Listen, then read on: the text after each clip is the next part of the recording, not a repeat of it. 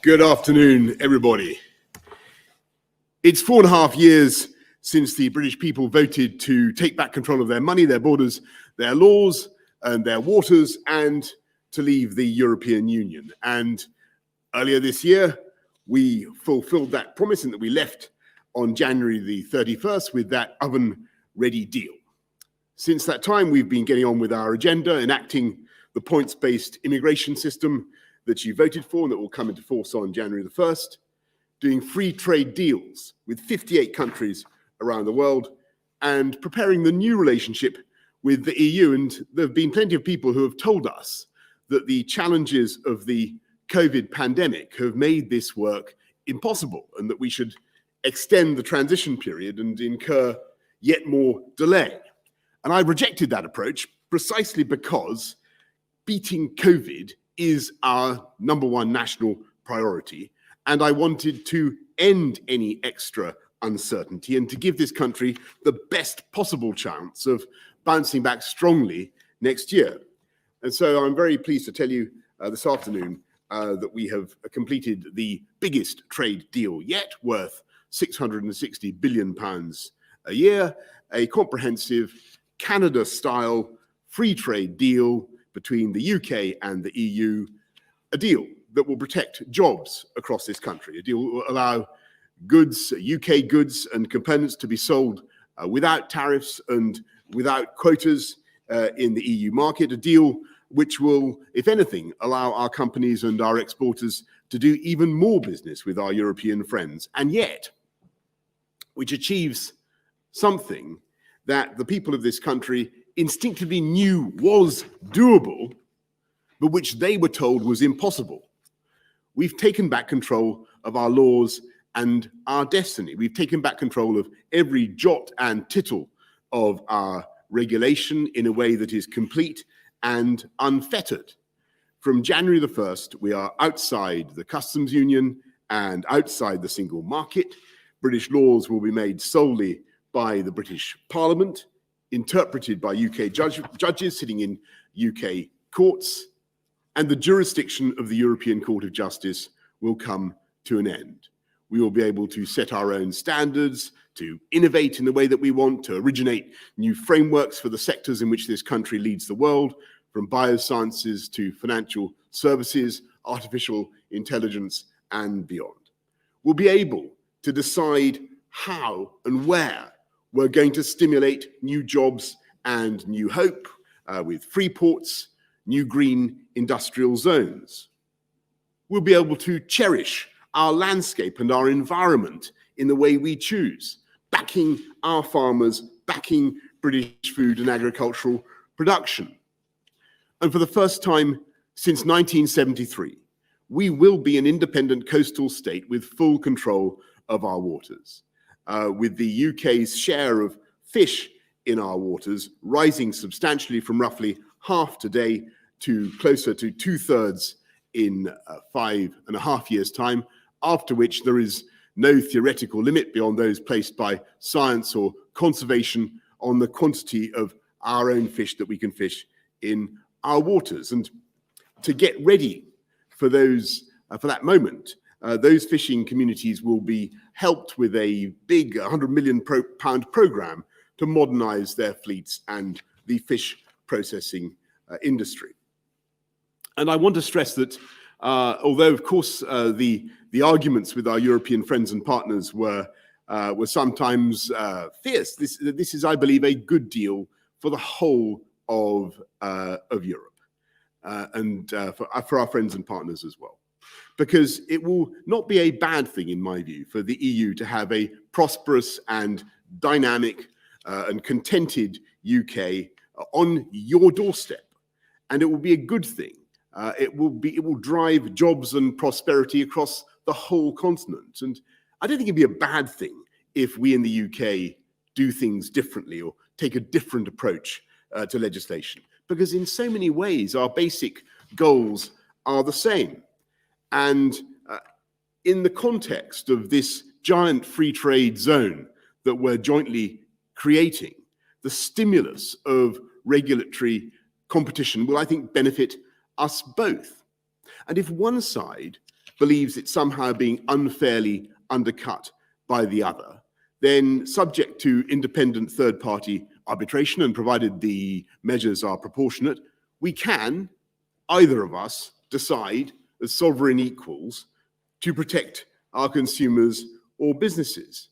But this treaty explicitly envisages that such action should only happen infrequently. And the concepts of uniformity and harmonization are banished in favor of mutual respect and mutual recognition and free trade.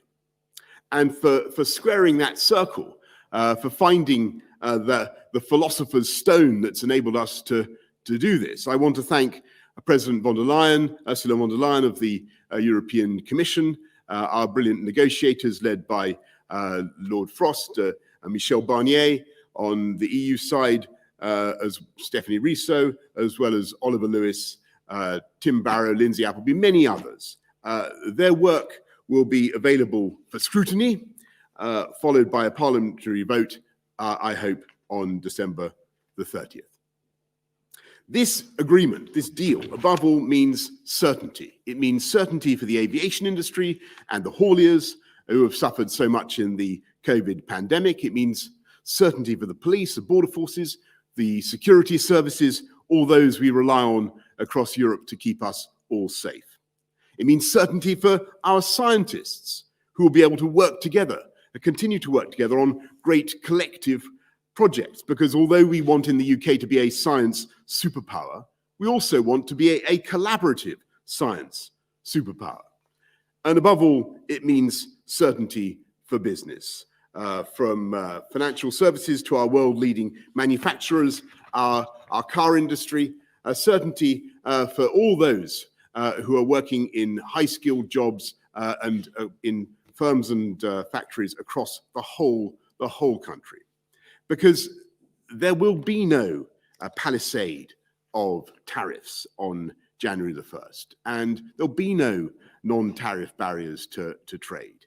Instead, there will be a giant free trade zone of which we will at once be a member and at the same time be able to do our own free trade deals as one UK, whole and entire England, Northern Ireland, Scotland, Wales together. And I should stress this deal was done by a huge negotiating team from every part of the UK, and it will benefit every part of our United Kingdom, helping to unite and level up across the country. And so I say again, directly to our EU friends and partners, I think this deal means a new stability and a new certainty in what has sometimes been a fractious and difficult relationship. We will be your friend, your ally, your supporter, and indeed, never let it be forgotten, your number one market. Because although we have left the EU, this country will remain culturally, emotionally, historically, strategically, geologically attached to Europe. Not least, of course, through the 4 million EU nationals who have requested to settle in the UK over the last 4 years and who make an enormous contribution to our country and to our lives. And I say to all of you at home at the end of this toughest of years that our focus in the weeks ahead is, of course, on defeating the pandemic and on beating coronavirus and rebuilding our economy and delivering jobs across the country. And I'm utterly confident that we can and will do it.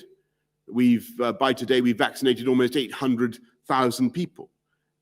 And we've also today resolved a question that has bedeviled our politics for decades.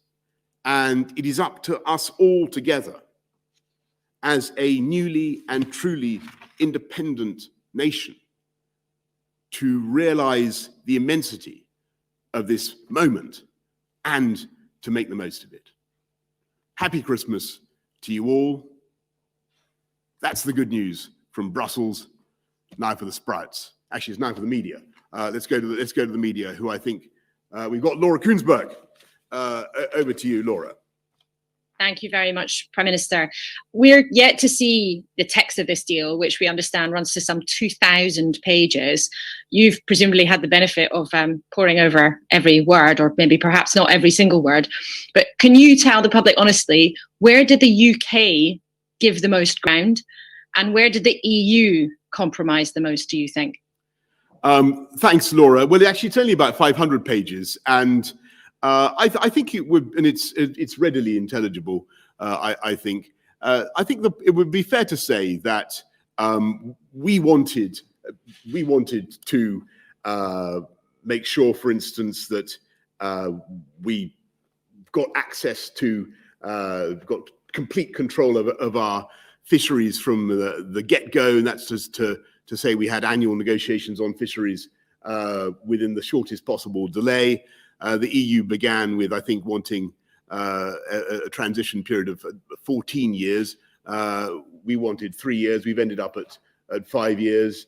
I think that was a reasonable transition period, and I can assure great fish fanatics in this country, we will, as a result of this deal, be able to catch and eat quite prodigious quantities of extra fish. So that's why we're going to have to make these investments in the fishing sector. Thanks very much, Laura. Let's go to Robert Pest of ITV. Sorry, Robert, you need to unmute. You need to unmute, Robert. Yeah. Prime Minister, you said all along you wanted a Canada-style deal, but what you've agreed means that we in the UK have to follow EU rules on subsidies, on tax, on workers' rights, on the environment, or potentially incur the imposition of tariffs. That's right, isn't it? I mean, we've just heard Ursula von der Leyen say that she got her level playing field, which you've explicitly rejected all the way through. You also just said there would be no non-tariff barriers. Again, that's not right. From January the 1st, as a result of leaving the customs union, and Michael Gove has been warning about this week in, week out for months, there is a ton of new bureaucracy on British businesses, lots of new non-tariff barriers. This is not to say the deal is a bad deal, but you're not selling it correctly, are you? You're mis-selling it. No. Well, Rob, I must respectfully disagree with you, because there is indeed a clause in the deal which is nothing like as damaging as it was, and is, in my view, neutralized, which says that if either country feel that the other one is in some way undercutting them or dumping in some way, then subject to arbitration, and provided the measure is proportionate, and that, I mean, independent arbitration, not arbitration by the European Court of Justice, but subject to an independent panel, they can, if they really choose, put on tariffs to protect their consumers and their businesses. And to give you an example of the kind of thing where that might occur, for instance, in the UK, we want to go further on animal welfare standards. And it might be that we do things, for instance, on how you rear pigs, banning sow crates and so on, that would incur extra costs for our pig farmers. And it might be that bacon coming from elsewhere from the EU was at risk of, therefore, of undercutting us. We might, under those circumstances, consider imposing tariffs. I think it's highly unlikely, but we might consider it. It would have to be subject to arbitration. It would have to be proportionate according to the arbitrator, and under no circumstances would we be in any way constrained, legally or otherwise, by anything that the EU did or chose to do themselves, nor, furthermore, would there be any role for the European Court of Justice. And for people at home who have zoned out while I've been talking about this, let me tell you, this is a very, very long day's march from where we were a few years ago. You'll remember, Robert, when we were talking about basically having a common rule book with the EU and having dynamic alignment with EU laws, so that the UK was forced to keep step. And that has gone from this treaty insofar as the EU wanted it, and there is no role for the European Court of Justice whatever. So I think it's a great treaty. And as for your point about non-tariff barriers, yes, I think it's important to stress. What I'm talking about is barriers on the grounds of your plugs won't work in our country, therefore they're banned or whatever. That kind of technical barriers to trade, and there's a lot in this treaty to try to reduce all that kind of thing. Make sure that doesn't happen. That's a good thing. That's a good thing for businesses and consumers. And in that sense, it's a great free trade deal. But I must stress to people getting ready for January the 1st that there will be change. So people will need get on the gov.uk website. Exporters will need their AORI forms and everything else. People should be aware of the change that is coming. But there's also an opportunity, because for British exporters now, the whole world it will be treated the same for export purposes. And I think that will actually galvanize our exporters to think much more positively and dynamically about the opportunities that they have. So I must respectfully disagree with both the points that you made. This is a jumbo Canada-style free trade deal of exactly the kind that I think this country needs. And as I say, I believe it resolves a long-standing and very, very difficult problem. People said you couldn't be part of a free trade zone with the EU without being obliged to follow EU laws. If you remember, people, I think we were told we couldn't have our cake and eat it, and that kind of thing. I'm not going to claim that this is a cakeist treaty, Robert, but it's because that. But it is. I believe what the country needs at this time, and the right way forward for the UK. Let's go to Sam Coates of Sky. Prime Minister, you say this is an unprecedented deal that observes all your red lines and promises to the country. Can people trust that life will be better as a result of this deal and that there won't be any disruption even in the short term? And can you guarantee the government won't end up reopening elements of the new relationship in the years to come? Well, Sam, I mean, really good questions. I mean, short term, yes, as I said just now, there are things we have to get right, processes that maybe people have to do that they need to be aware of, and I'm going to, that point really is worth reinforcing. I do believe that the freedoms that this treaty wins us, basically a new independence from the EU, are worth having. But and so free ports, free trade deals, being able to do, as I say, to look after your livestock differently, improving your landscape in a different way, doing all sorts of things differently, regulating financial services differently, chemicals, all sorts of things where we may want to do things differently and better.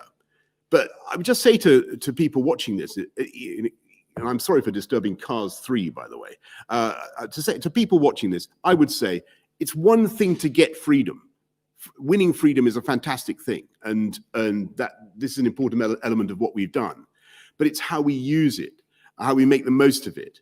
That's what's going to matter in the months and years to come. And I've no doubt that we can do fantastic things with this treaty if we with this new relationship, which I think will be stable and prosperous for both sides. Let's go to Tom Newton-Dunn of Times Radio. Good afternoon, Prime Minister, and thank you. A couple of quick questions, if you don't mind. Every deal means both sides have to compromise. Do you accept that you have compromised throughout the last 11 months, particularly perhaps the last 11 days, from perhaps your earlier slightly absolutist positions? Perhaps that was a negotiating ploy, but compromise is not a dirty word. Do you agree with that? And secondly, can you address services? Because I haven't heard you say much about that. 80%, of course, of the UK economy. You say some British companies would do more trade with the EU because of this deal. Will the British service sector, especially the financial services sector, will they be able to do more trade or less trade? Well, there's a first of all, on the compromise point, no, compromise isn't a dirty word, and unquestionably there are things that we've done to help our friends and partners to move things forward. You know, I mentioned, I think, to Laura, where we got to on fish. We started out wanting a very short transition period of 3 years. They wanted a much longer one of 14 years. We've compromised on that at 5.5. And on the vital services sector, yes, of course, they feature in this deal quite rightly. There's some good language about equivalence for financial services, perhaps not as much as we would have liked, but it is nonetheless going to enable our dynamic City of London to get on and prosper as never before. There's some good stuff about barristers, solicitors, lawyers being able to practice around the European Union. We will be able to continue to have massive and growing economic interpenetration without the need for what I've always talked about, this lunar pull of EU law. As I say, this is something that I think can benefit people on both sides of the channel. It'll be a healthy, dynamic, productive, happy, stable relationship. That's what we're aiming for. Let's go to George Parker of the FT. Thank you, Prime Minister. You mentioned the change that will happen at the border in any event on January the 1st. I just wondered if there was anything in this deal where the two sides have agreed to introduce some sort of flexibility at the border to make sure we don't have chaos in Dover and Calais on January the 1st. And a second, more general point, you and I used to be reporters in Brussels, and we've covered the sort of psychodrama of British EU relations for a number of decades. Nigel Farage said today that the war is over. I just wondered if you saw it in those terms. No, I think first of all on the border and measures to there are all sorts of things in the treaty that what you will recognise about trusted trader schemes and special measures on sanitary and phytosanitary recognition and steps to make sure that things flow as smoothly as we possibly can. Though again, I stress that there will be things that people have to do. Look, I mean, the EU was and is an extraordinary concept, and it was born out of the agony of the Second World War, founded by idealistic people in France and Germany and Italy, who never wanted those countries to go to war with each other again, and other countries, Belgium, Holland, and others. And in many ways, it was and is a very noble enterprise. So I don't recognise that the kind of language that you talk of. I think that the UK's own relationship with it was always difficult. We always found some of the language about ever closer union, the idea of this political union, this very dense idea of this ideology of endless integration, we found quite hard, George. And I think as a fellow Brussels reporter, you'll remember that there was quite a lot of friction involved. I think that what we've got here is the basis of a new long-term friendship and partnership that basically stabilizes that relationship.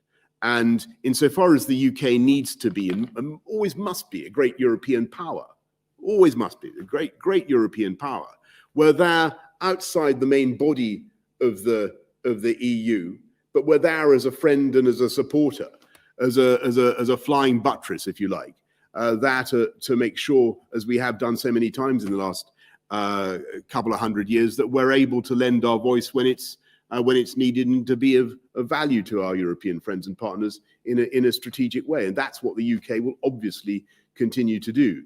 But I think the very dense program of integration wasn't right for the UK, and that's why it was right to take back control in the way that we have. And I think that this deal expresses what the people of the country voted for in 2016, and I think there was a wisdom in what they decided, and I think that we'll be able to go forward on this basis. Let's go to Gordon Rayner of The Telegraph.